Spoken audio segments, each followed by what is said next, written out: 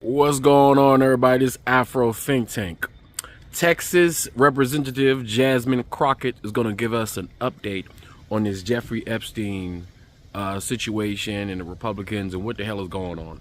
It's important that we get information from the warriors on the ground fighting on the battlefield. And Jasmine Crockett is that warrior fighting in the political battlefield on behalf of Americans and specifically on behalf of black Americans.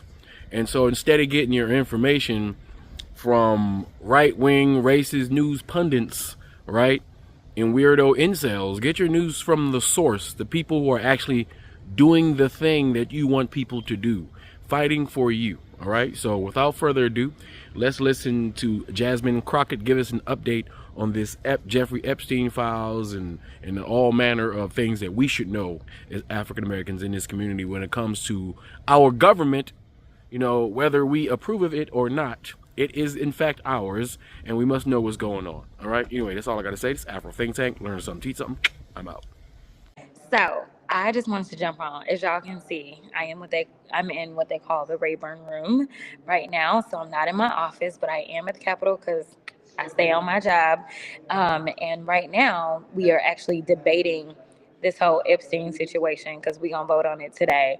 So they're currently in debate on the floor. Republicans acting like they always been standing with the survivors. Child, we ain't even going to talk about that. They done a whole full 180 because I guess they realize it's not really popular to like protect pedophiles. But there's a whole other issue because y'all know what GOP stands for, Guardians of Pedophiles. Now, moving on to why I wanted to jump on. I wanted to jump on because, ooh, wait, y'all, listen, Trump about to be so mad. Okay, so y'all know we had all this drama over our lines because Trump decided that he wanted to start in Texas. He wanted to come and snatch seats in Texas, right? And specifically, he wanted to reduce the voting power and the voting strength of Black and brown voices in Texas, right? So here it is. I have been engaged in litigation since the last lines because the current lines that we have are bad, but the new lines were even worse. So here it is. He says, yo, Abbott, come through for your boy, right? Ultimately, Abbott, of course, rose up, says, I'll do whatever you want me to do. Okay, now they've got themselves into a tizzy because after they started that, we know Gavin Newsom said, oh, y'all want to play? We can play. So California did what they did. So to be clear, as of maybe an hour ago, if that long, the court in Texas, and I want to tell y'all, this is not some liberal courts, like liberal courts in Texas don't even really go together. This was a 2-1 Republican majority court. And what did they say? They said, oh, plaintiffs, y'all want to temporarily enjoin them because, see, the damage will already be done. Those voices would always already be diluted by the time we actually can determine whether or not the actual merits of this case make sense. So they decided them lines, they ain't going into effect right now. Not right now. Not right now. Now, I know a lot of y'all probably gonna have questions about what does this mean for California, that kind of stuff. California has already voted. They have already passed their map. It does not save California because this is still the law. These maps have been signed into law. It's just that the maps won't necessarily go into effect as of right now. Now, we know that they about to run to the Supreme Court and be like, Supremes, help us out. Supremes, we need to serve our master. Hey, like, hook us up. Now, who knows what the Supreme Court will do, but they are running out of time. Our filing deadline in Texas is on December 8th. So if you know anything about the filings in Texas, we already started filing for these congressional districts.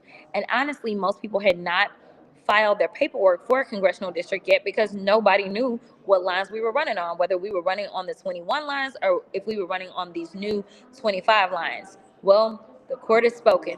The court has said 21 it is. So what does that mean? That means no pickup for Trump in Texas. That means Utah messed him off and gave us a seat. That means he did pick up one in Missouri. He didn't pick up anything in Kansas. He didn't pick up anything in Indiana. Virginia and Maryland are talking about going and changing their lines. We know California ended up with a Democratic pickup of 5. We know North Carolina also gave him one. So right now, your boy is down. Your boy is down. Listen, this is exactly, God don't like ugly. I told my staff to name this live God don't like ugly. It seems like they went with the bad words, but I was on my Christianity today and told them that we need to name this God don't like ugly. Okay? Listen, we are about to listen, we all about to be blessed. We about to be blessed. I know it seemed like a lot of hell here recently. It has, but we are all gonna be blessed up. If we can have a Republican court out of Texas do something that's right. Lord knows. Jesus, yes, hallelujah. Okay, so we're gonna take questions right now, real quick, before I have to get on the floor and do my votes. But no, I am joking, but I am so happy and I am so relieved because this has always been about the people. It's never been about any individual member. It is about whether or not the people have voices that are going to speak up and represent for them. And after we saw what took place with the defunding of so many organizations and just governmental agencies as well. To have people that are going to speak up at a time when we have a government that says things like, "I'm not even going to make sure that people are fed in this country." Yeah, it's more important now than ever that they have representation that is reflective of the people's will. So, what questions do we have?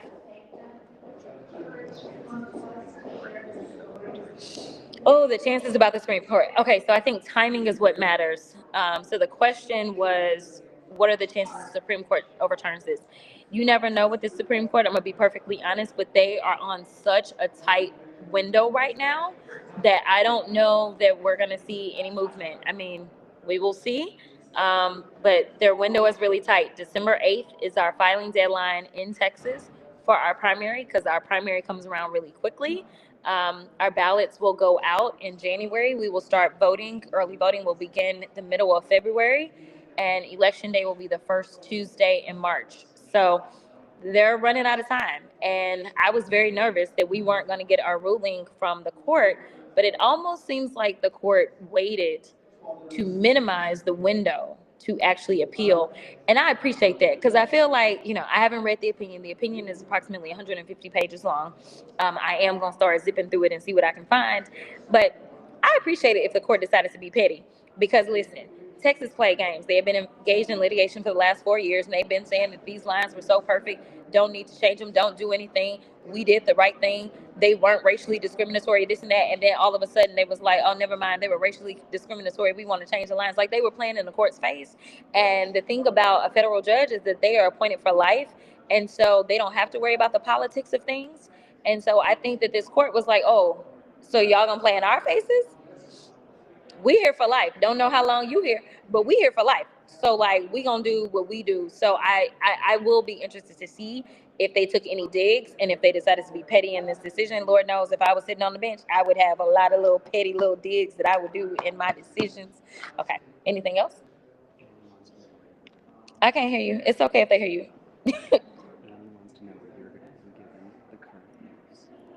Annie. Annie asked the question. I don't know. I still don't know, Annie. I ain't even gonna repeat it because I don't know if I can talk about it on on this particular page. I don't know. I will tell you that this definitely, for me, anybody that follows me knows that I believe that God has to yell at me to get me to move. And so I've been getting signs all different kinds of ways about what to do. But I will tell you that serving my current District 30 is where I love to be perfectly honest. And other discussions came up as soon as it looked like they were going to decimate District 30. So, I still have some evaluations to make. Visit my other page if you want to learn more about the conversation that I'm having in a very clandestine way right now. Okay, so listen, I don't know what Comer just said, but Comer was talking noise about me on the floor. Now, I was sitting there minding my business. Actually, I was talking to another member. I was talking to Adelita. And next thing you know, I hear Comer say my name, and as well as Rep Stansbury's name. He and his feelings about something that I've said clearly. And it had to do with the redactions in the Epstein files. The names are going to be redacted of survivors. Right now, the arguments that I've been hearing since I've been in judiciary this morning, and if you've paid attention to the speaker who's flipping out. They're saying that they're worried about innocent millionaires and billionaires who were friends with Epstein getting caught up in all of this. Are you serious right now? I mean, it's just, anyway, they're not concerned about survivors. They're concerned about their donors. They're concerned about the same people that they have been serving the entire time that Trump has been in office. The people that paid for them to be in office, those are the only people they care about. They don't care about nobody else. I just want to put that out there. Anything else? Okay, they said nothing else. All right. Thanks, y'all. I will keep y'all updated. But as of right now, we living in the overflow. So excited.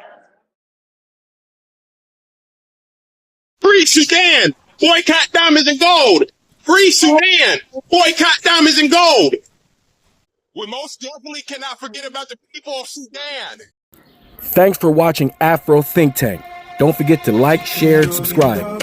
And follow me on Substack and Patreon for more content. Remember, it's Pan-Africanism or nothing.